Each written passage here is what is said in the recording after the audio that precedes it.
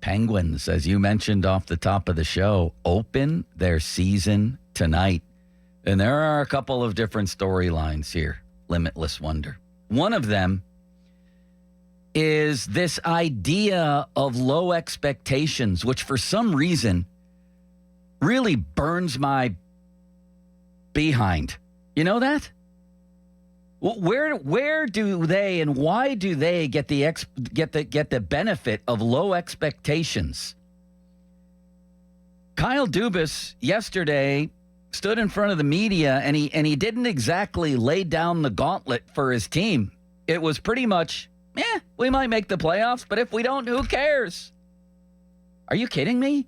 He's paying guys tens of millions of dollars, guys of high pedigree. Tens of millions of dollars to win now. This is one of the biggest farces perpetrated on Pittsburgh sports fans that I've seen in a long time. Not just him, and maybe not him at all, but the media around him and a lot of people around town saying, hey, look at this transition the Penguins are going through.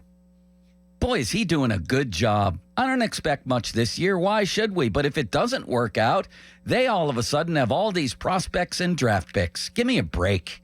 They're built to win now, and they better win now. Players of high pedigree and big salaries better perform. They have a two-time All-Star goaltender who got signed to a $28 million contract who's not yet 30. He better be really freaking good. That's my expectation for Tristan Jarry. It's not a prediction. It's an expectation.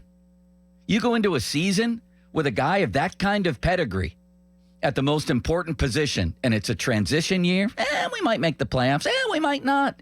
Everything's okay. They'll show me.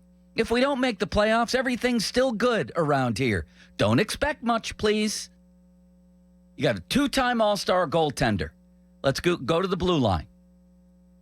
You have one of the highest paid players in the sport who won the Norris Trophy 2 years ago. That headlines your defense. You have Chris Letang, who when healthy is still a really good player. You have Marcus Pettersson, who would be highly coveted on the free agent market right now if he was out there. And you have Ryan Graves, who you paid a ton of money to at least be good. He's been good in other places. Why shouldn't he be good here? Why shouldn't we expect him to be good here based on his pedigree and based on his salary? That's your top four defensemen. So now we have a goalie and those four guys headlining your defense. They should be good. Don't even have to talk about the forwards. We have Sidney Crosby, who's been great, will be great, always great. We have Brian Rust, who's making money.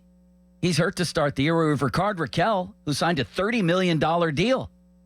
He's supposed to be really good. I think he was hurt last year for a lot of the season. We have Evgeny Malkin making a ton of money as a second-line center. We have tons of older guys that Dubas brought in to compete and play on his bottom six. By the way, we have Drew O'Connor on the top line, who I think is an emerging high-impact player. You have about 9 guys who I think can play on your bottom six, which has been a problem. Tell me why I shouldn't expect this team to be good. And if they don't make the playoffs, it's an abject failure. Tell me why Kyle Dubas didn't say that yesterday. Every team has prospects. The fact that the Penguins have a couple of prospects now is not really news. It's like saying in baseball, yeah, we have a few good players in AAA. Well, every team does. So what? They have a few extra draft picks now, the Penguins, in the second round? Who the hell cares? This team is paid to win now. They're built to win now. I think it's a better roster than a lot of people think. And they better win now.